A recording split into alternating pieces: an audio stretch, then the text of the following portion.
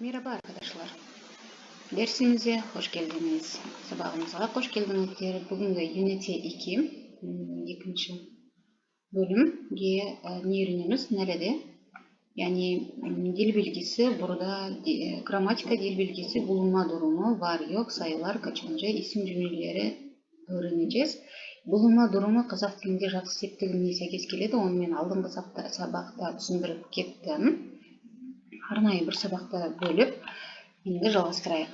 Нәреде, яғни bulunma durumu дегеніміз қазақ тілінде енді қайда, бір нәрсенің үстінде, ішінде деген мағына береді. Біздің қазақ тіліне өте ұқсас, да, де, та, те жалғаулары жалғанады. Яғни нәреде, қайда, оқуда, мектепте, кімде, мұғалімде, неде, ағашта, осылай. Та, те, да, де деген жалғауы түрік тілінде де халі, яда немесе bulunma durumu осылай аталынады. Де халі деп те айтады, немесе bulunma durumu деп аталынады. Сонымен бүгін не үйренеміз? Бар yok.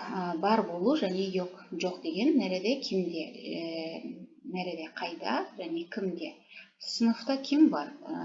Сыныфта, көріп тұрғандарыңыздай, сыныпта кім бар? Енді негізі да де жалғау жалғану керек. Егер пустықшы шахатты естеріңізге түсіріңіздер, яғни п, с, т, ч, х, п әріптермен аяқталса, онда да, денің орнына та, те жалғауы жалғанады.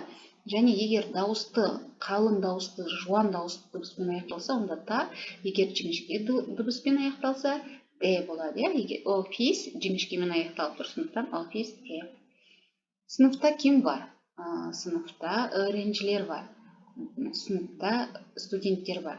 Масада кітап бар ма? Масада столда кітап бар ма? Hayır, masada kitap yok. Жоқ, столда кітап жоқ. Öğretmen nerede? Мұғалім қайда? Öğretmen ofiste. Мұғалім ofiste. Kalem kimde? Kalem Ahmetте. Бұл апостроф кесме ишареті деп аталынады. Яғни түрік тілінде адам аттары немесе жер атаулары, қала, жерлер, жер, су аттары болса, яғни бір мекендердің аттары апостроф арқылы жазылады. Оны да түрік тілінде кесме ишареті деп атайды. Яғни Ахметтен немесе Түркиеде, Қазақстанда, яғни бүкіл осы атаулардан кейін міндетті түрде апостроф қойылады, содан кейін жалғаулар жалғанады. Т немесе тан немесе кез келген жалғау жалғанады. Сонымен кеттік. Кесме ишарет айтылды. Енді ары қарай ресімдере бақалым. Сорулары жеваплаялым дейді. Сору деген сұрақ, сорулары, сұрақтарды, деген ол ды, сорулары, сұрақтарды жеваплаялым. Жевапламақ, яғни жауап берейік дейді. Burası neresi? Burası bir okul. Бұл қандай да бір окул. Bir дегеніміз бұл жерде қандай да бір деген мағынаны береді. Қандай да бір мектеп. Onlar kim? Onlar öğrenci, evet. Ve öğretmen. Алдыңғы сабақта айттық, onlar öğrenciler болмайды. Оның алдында onlar келгендіктен жай ғана onlar öğrenci болып қалады.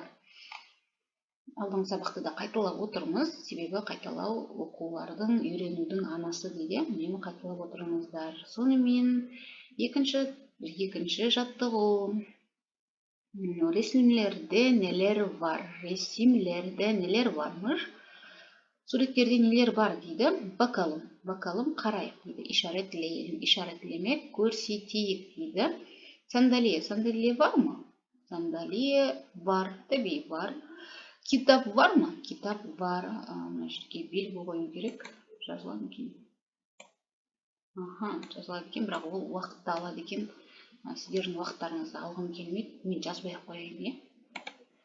Кеттік. Бақче бар ма? Hayır, бақче жоқ, бақша. Бақша жоқ қой бұл жерде. Kapı, есік бар ма? Kapı var mı? Evet, kapı var. Перде var mı? Evet, perde var diye düşünüyorum. Nerede perde? Perde bu olabilir. Mынау перде болуы мүмкін. Жарайды, сонымен ары қарай өздеріңіз осылай кете беріңіз, басын көрсеттім, ары қарай өздеріңіз жалғастырыңыздар.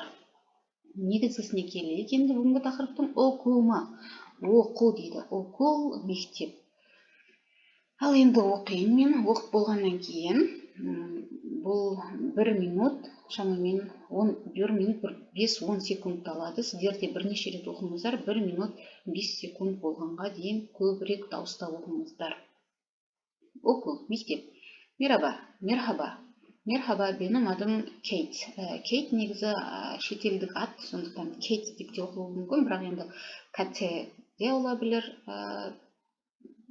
Yani tam olarak bilmiyorum. Yani Kate olabilir. Doğrusu Kate olabilir bence. Merhaba, benim adım Kate. Ben İspanyalıyım. Burası benim okulum. Okul Tophane'de. Жаңа кесме ишаретімен жазылып тұр, өйткені бұл топхане сол бір мекеннің атауы. Окул 6 катлы. Alt katta ofisler var. Alt деген aşağı деген синоним, яғни төменгі деген сөз. Төменгі кат этаж, катта этажда.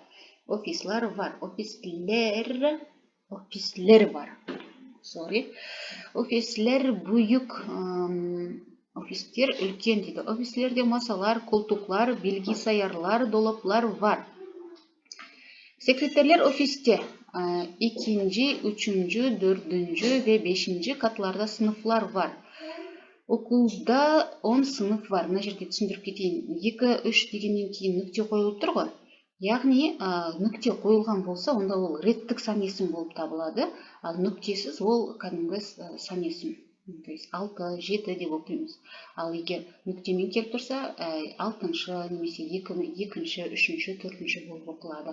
2-ші, 3-ші, 4-ші, 5-ші katlarda sınıflar var. Okulda 10 sınıf var. Her sınıfta 15 öğrenci var. Sınıflarda sandalyeler, sıralar, sıra деген партая, sıralar, kalemler, kitaplar, sözlükler, defterler, perdeler, lambalar, bilgisayarlar ve yazı tahtası var. Masalarda kitaplar, kalemler, defterler, silgiler, bir minut küте тұрыңдар, Maryam. Silgiler var. Şimdi sınıflarda öğrenciler yok. Çünkü öğrenciler teneffüste. Okulda çok güzel bir kantin var. Kantin üst katta. Kantinde sandalyeler, masalar, televizyon, yiyecekler ve içecekler var. Kantin çok kalabalık. Bütün öğrenciler kantinde. Осымен аяқтайын. Келесі сабақта кездескенше сау болыңыздар.